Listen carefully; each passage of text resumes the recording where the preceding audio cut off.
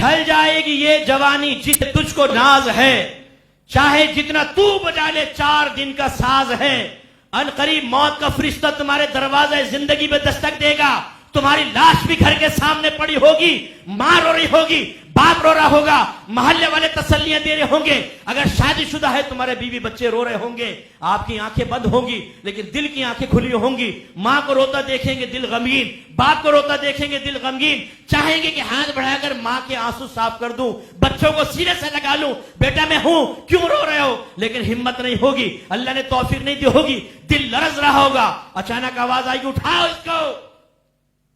اور غسل کے تختے پہ لٹا دو، ہمیں اٹھایا جائے گا، تختہ غسل پہ لٹایا جائے گا، بہت برانڈڈ کپڑے پہنے ہوئے تھے، زبر قسم کی بیگی پینٹ پہنے ہوئی تھی، پینٹ اتار دی جائے گی، انڈرویئر اتار دیا جائے گا، قمیض اتاریں گے، بنیان اتاریں گے، بالکل برہنہ کر دیا جائے گا، ہم پہ کپڑا ڈال دیا جائے گا، ہم شرم سے پانی پانی ہو رہے ہوں گے کیونکہ باطنی شعوری آنکھیں اوپن ہوں گی، ہر چیز محسوس کر رہے ہوں گے یہ کیا کر رہے ہیں، لیکن روکنے پہ قدرت نہیں ہوگی، اس کے بعد پانی ڈالا جائے گا، پہلے خود نہائے تھے آج دوسرے نہلائیں گے، کوئی سنت کے مطابق ہو سکتا ہے جیسے ہم لوگوں جس کے درمیان ہیں خلاف سنت طریقے سے ہو رہا ہو سب کچھ، اس میں بھی یاد رکھو جن دینداروں سے آپ نفرت کرتے ہو اگر وہ آپ کو غسل دیں گے تو کامل غسل دیں گے، اور جن کو آپ ان دینداروں پر فوقیت دیتے ہیں اگر وہ غسل دیں گے خلاف سنت غسل دیں گے اللہ کی رحمتوں سے محروم کر دیں گے۔ اس کے بعد جی کفن پہناؤ، کفن پہنایا جائے گا، پھر گھر والوں کے سامنے رکھا جائے گا، کہا جائے گا آخری مرتبہ دیکھ لو، اس کے بعد یہ کبھی پلٹ کر نہیں آئے گا، چیخیں بلند ہو جائیں گی، گھر والے روئیں گے، ماں پچھاڑے کھائے گی، باپ گر رہا ہوگا اور ہمیں اٹھا کر جنازہ گاہ کی طرف لے جایا جائے گا۔ آج تک ہم نے کندھوں پہ لوگوں کو اٹھایا تھا، آج ہمیں اٹھا کر وہاں رکھا جائے گا، پہلے ہم نے کھڑے ہو کر سامنے پڑی ہوئی ڈولی کو دیکھا تھا، مردے کو دیکھا تھا، آج عجیب منظر ہوگا کہ ہم لیٹے ہوں گے اور کھڑی ہوئی صف ہمیں نظر آ رہی ہوگی، حیران ہوں گے، خوف اور دہشت طاری ہوگی، اپنے ماضی کو یاد کرے گا انسان، بڑی گالیاں بکی تھیں، بڑی لڑکیوں کو بلیک میل کیا تھا، بہت سو کے دانت توڑے تھے، علماء کا مذاق اڑایا تھا، سوشل میڈیا پہ گندی حرکتیں کی تھی، اپنے ماں باپ کی آنکھوں میں آنکھیں ڈال کے ان کی کمزوریوں کا احساس دلایا تھا، آج اس کے بدلے کا وقت آنے والا ہے، ان قریب قبر میں رکھا جائے گا، تکبیرات ہوں گی، جنازہ ہوگا، دعائیں پڑیں گی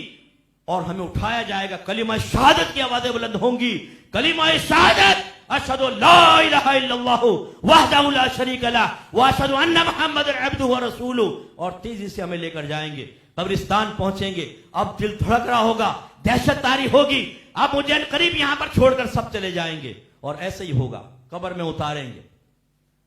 نیچے سے دیکھیں گے ایک چکوٹا نظر آئے گا، سب جھانک جھانک کر کہیں گے بھئی آخری مرتبہ زیارت کر لو، ان کے چہرے نظر آ رہے ہوں گے، آج سے پہلے ہم نے جھک کر دیکھا تھا، آج وہ جھک کر دیکھ رہے ہیں، اس کے بعد کہا جائے گا اس کی سیلیں رکھو، قبر کو بند کرو، سیلیں رکھے جائیں گے، اندھیرا بڑھے گا اور آہستہ آہستہ سب ختم، صرف ایک دراڑوں سے روشنی آ رہی ہوگی، کوئی کہے گا اس میں مٹی بھر دو، گیلی مٹی بھر دی جائے گی، اندھیرا گھپ ہو جائے گا، ڈالیں گے، میرے آقا نے فرمایا کہ جب لوگ مردے کو دفن کر کے چلتے ہیں تو مردہ ان کے چپلوں کی سرسراہٹ کو سنتا ہے، وہ محسوس کرتا ہے، وہ جانتا ہے میری قبر پہ کون آیا، میرے آقا صلی اللہ علیہ وسلم فرماتے ہیں جب مردے کے پاس قبر پر قریبی آدمی آتا ہے وہ سب سے زیادہ اس سے انسیت محسوس کرتا ہے، اسے علم ہے،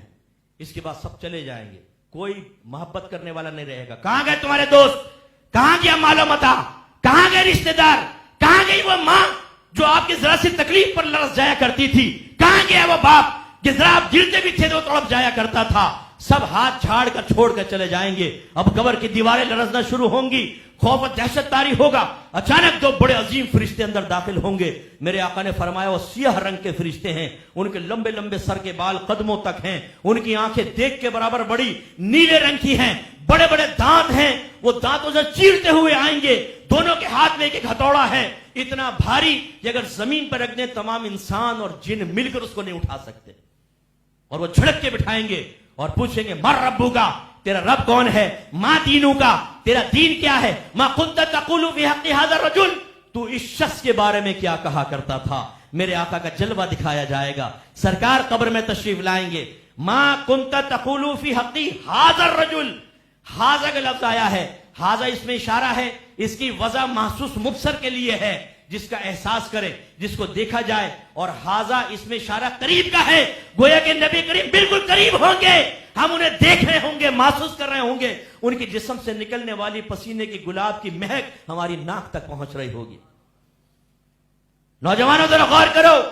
جس نے نبی کریم کے قول کو سن کر، باتوں کو سن کر، سرکار کی تلقین کو سن کر اپنے چہرے کا زاویہ بگاڑا تھا، دل میں نفرت پیدا ہوئی تھی، حقارت سے دینداروں کا مذاق اڑایا تھا، اب اے ملا تم نے اپنی قبر میں جانا ہے، ہم نے اپنی قبر میں جانا ہے، یہ جملے کہے تھے.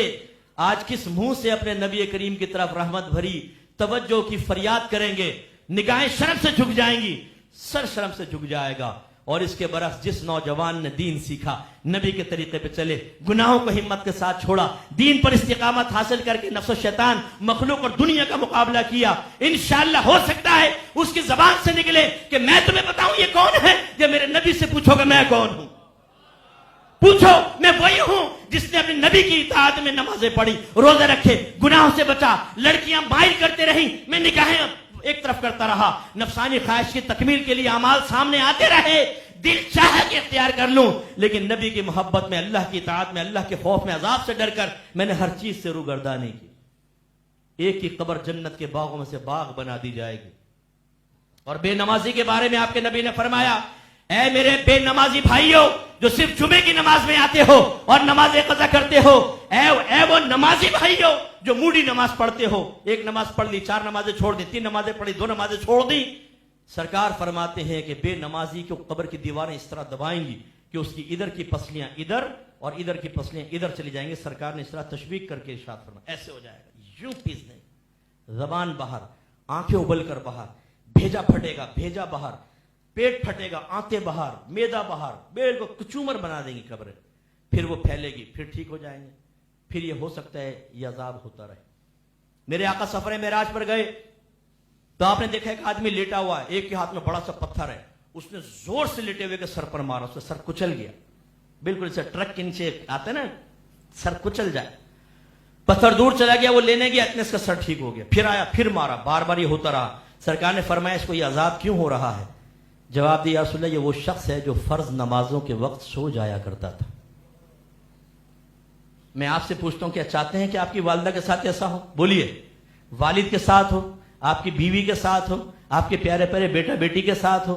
چاہتے ہیں آپ؟ نہیں نا. تو پھر کیوں نہیں اٹھاتے ان کو فجر میں؟ کیوں نہیں سختی کرتے اپنے گھر والوں پر؟ اس کے بعد پھر ایک طویل عرصہ قبر میں رہیں گے. اور یہیں پہ میں ختم کرتا ہوں بس. پھر میدان محشر میں سور پھونکا جائے گا، سب جمع ہو جائیں گے. اس وقت جو خوف کا عالم ہوگا وہ دیدنی ہوگا. یہی ڈے آف ججمنٹ سے ڈرایا گیا تھا، سب سے پہلے کفار کو یہ احساس دلایا گیا تھا،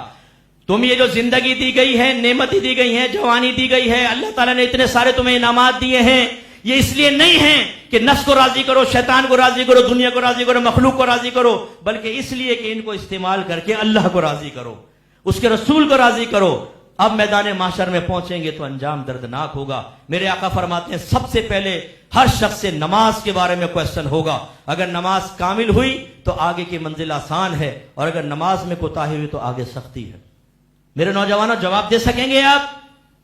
جب اللہ تعالیٰ فرمائے گا نماز پڑھی تھی، حالانکہ وہ سب جانتا ہے، کیا آپ یہ جواب دیں گے کہ نہیں اللہ تعالیٰ نماز کے ٹائم پہ تو کرکٹ کا میچ دیکھ رہے تھے، نماز کے ٹائم پہ تو فٹ بال کا میچ دیکھ رہے تھے، نماز کے ٹائم پہ تو دوستوں کے ساتھ گندی فوج باتیں کر رہے تھے، نماز کے ٹائم پہ تو پورن ویب سائٹ کو وزٹ کر رہے تھے، نماز کے ٹائم پہ تو انٹرنیٹ کے اوپر بیٹھے ہوئے سوشل میڈیا پر دوستیوں کی پیکیں بڑھا رہے تھے. تو انعام ملے گا، سزا ملے گی اگر اللہ ناراض ہوا تو. اس لیے سنبھلیے.